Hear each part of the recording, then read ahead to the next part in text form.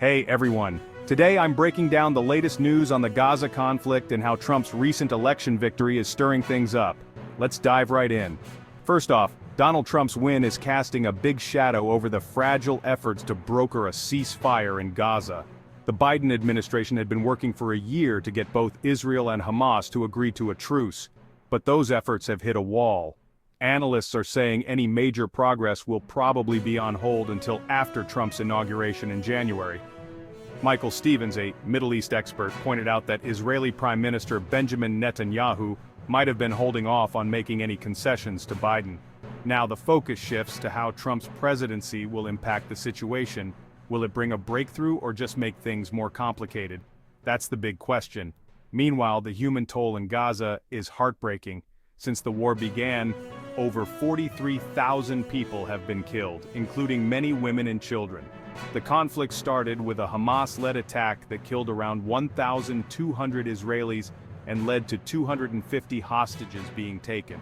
Gazans are skeptical about what changes, if any, a Trump administration will bring. The Biden administration had been pushing for a three-stage truce. The plan? Israel would stop fighting, withdraw from Gaza, and release Palestinian prisoners. In return, Hamas would release the remaining hostages.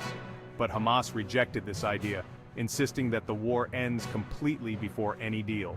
As the region waits to see Trump's stance, the humanitarian crisis in Gaza is getting worse. No progress in talks means there's a risk of more violence and suffering. The international community is in a tough spot, trying to find a way to bring both sides back to the table. The Biden administration's struggle to broker a truce shows just how deep the divisions are between Israel and Hamas. While the U.S. pushed for a phased approach, Hamas stood firm on ending the war first. This deadlock highlights the huge challenges in finding a solution that works for both sides. The lack of trust and the complex situation on the ground make peace talks even harder. With the ongoing blockade and repeated violence, the humanitarian crisis in Gaza adds urgency to finding a resolution.